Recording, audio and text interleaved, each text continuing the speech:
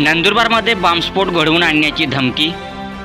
राज्यातील सर्व post office आणि पासपोर्ट कार्यालयामध्ये स्फोट घडवून आणण्याच्या धमकी।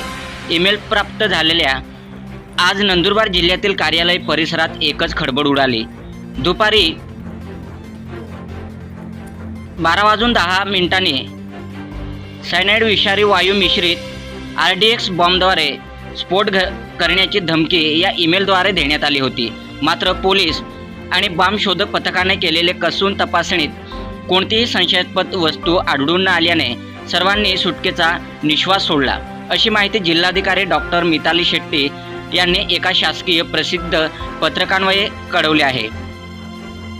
काल दिनांक 25 मार्च 2026 रोजी सकाळी नंदुरबार येथील पोस्ट व पासपोर्ट कार्यालयाला वरिष्ठ कार्यालयाकडून एक ईमेल प्राप्त झाला। या ईमेलमध्ये राज्यातील सर्व पोस्ट व पासपोर्ट कार्यालये बॉम्बने उडवून देण्याची धमकी देण्यात आली होती।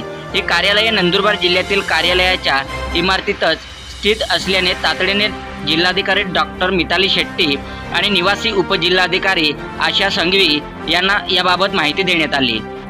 घटनेचे गांभीर्य ओळखून प्रशासनाने तात्काळ पावले उचलली।